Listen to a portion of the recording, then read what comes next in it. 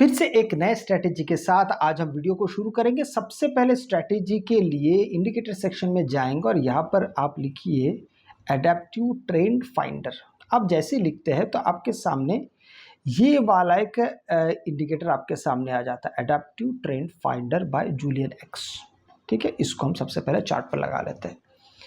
आप जैसे इसको चार्ट पे लगाते हैं तो ये सबसे बढ़िया आपके लिए क्या काम करता है, मैं एक एक करके आपको समझाता हूँ।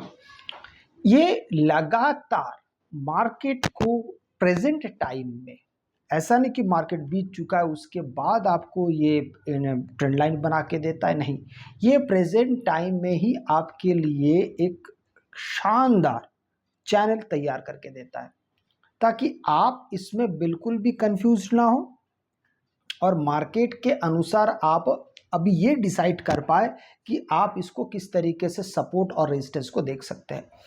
अच्छा, इसके सेटिंग्स में हम जाएंगे, थोड़ा बहुत इसमें थोड़ा सा बदलाव की आवश्यकता है। जैसे आप यहाँ पे सबसे पहले यहाँ पे जो डिवीजन मल्टीप्लायर है इसको हम कर देंगे 1.5 और इसका जो ट्रांसपेरेंसी है 50 है, 50 को कर देंगे 1। अब ये थोड़ा सा और डार्क आपको दिखाई दे रहा होगा, ठीक है, थोड़ा सा डार्क हो गया है। अच्छा, एक चीज़ हमने यहाँ से हटाया नहीं, हमको टेबल की आवश्यकता नहीं है। स्टाइल में जाएंगे और टेबल्स को हटा देंगे तो यहाँ पे जो लिखा हुआ था वो हट चुका है। अब इसी में ही दो प्रकार की चीज़ है, जैसे मैं आपको बताता हूँ। यहाँ पर अगर आप देख पा रहे हैं तो ये शॉर्ट टर्म के लिए है और दूसरा वाला लॉन्ग टर्म के लिए। तो फिलहाल हमने दोनों को शुरू किया है। दोनों को शुरू करने के बाद ये चीज़ कैसा दिखाई देता है, आइए मैं आपको इसको एक बार दिखा देता हूँ। अब देखिए, लॉन्ग टर्म और शॉर्ट टर्म में क्या अंतर है। लॉन्ग टर्म मतलब मार्केट के एक ओवरऑल एक बहुत बड़े स्ट्रक्चर को मिला के ये लॉन्ग टर्म की बातें यहाँ पे हो रही है, उसी के अंदर होता है शॉर्ट टर्म।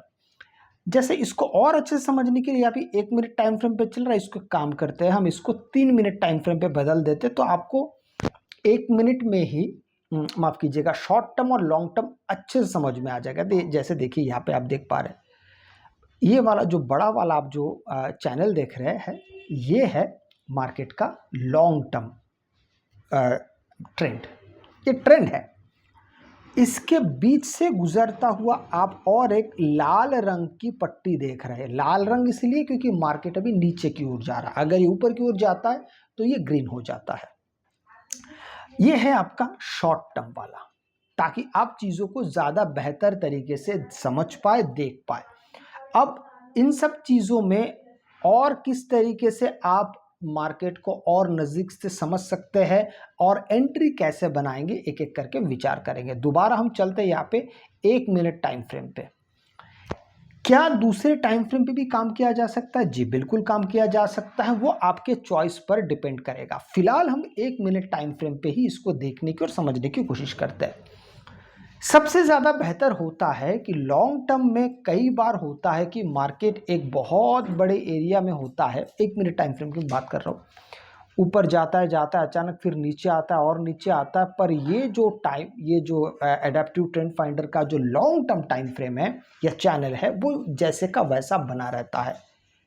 इसीलिए सबसे बेहतर है इस स्ट्रेटेजी में हम शॉर्ट टर्म का ही केवल इस्तेमाल करेंगे और लॉन्ग टर्म को यहाँ पे अनचेक कर देंगे, ताकि मार्केट का जो करंट तौर तरीका जो चल रहा है कि मार्केट किस तरीके से फिलहाल अपने आप को देख रहा है, हम उसी चीज के बारे में अब हम बात करेंगे। जैसे देखिए, अब मार्केट का एक शॉर्ट टर्म चल रहा है। थोड़ी देर पहले आपने देखा कि मार्केट एक लॉन्ग टर्म में चल रहा था। लॉन्ग टर्म का मतलब वो शॉर्ट टर्म का ही था, पर मार्केट नीचे की तरफ आ रहा था। ठीक है, ये मार्केट नीचे की तरफ धीरे धीरे आ रहा था। अब मार्केट का जैसे यहाँ पे थोड़ा सा रुख बदलता है तो मार्केट में आप यहाँ पे ट्रेंड को भी बदलते हुए देख पा रहे हैं और चैनल को भी ऊपर की ओर जाते हुए देख पा रहे हैं।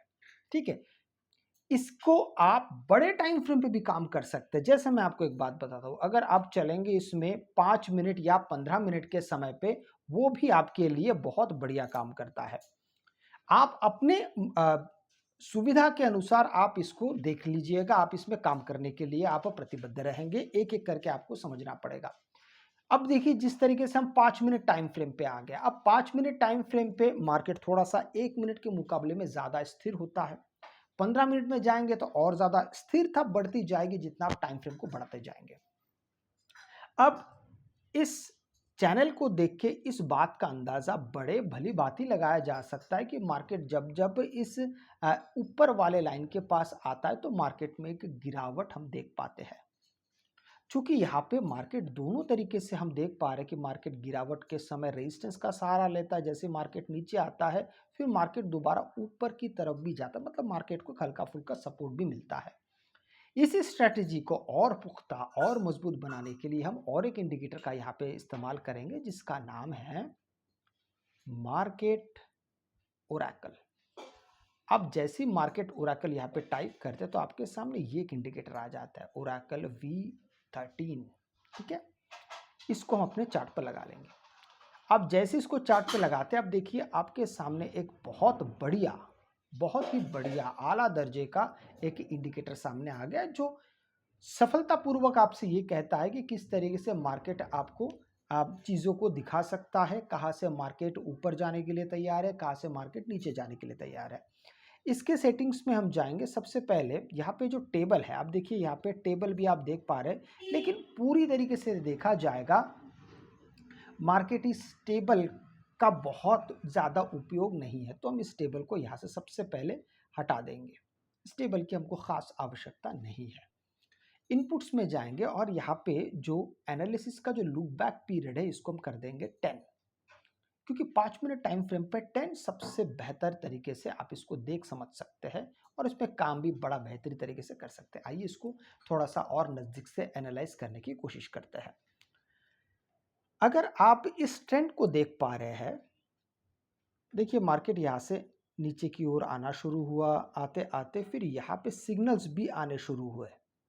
अब इन सिग्नल्स को के साथ हम एडेप्टिव ट्रेंड फाइंडर का तालमेल कैसे बिठाएंगे, इसके लिए बड़ी आवश्यकता है कि मार्केट जिस ट्रेंड में होगा हम उसी ट्रेंड की तरफ बातचीत करेंगे या उसी ट्रेंड के तरफ हम एंट्री के बारे में विचार करेंगे। जैसे मार्केट का ये डाउन ट्रेंड चल रहा है तो निस्संदेह हम यहाँ पर सिर्फ पुट साइड की तरफ ज़्यादा यहाँ पे ध्यान देंगे।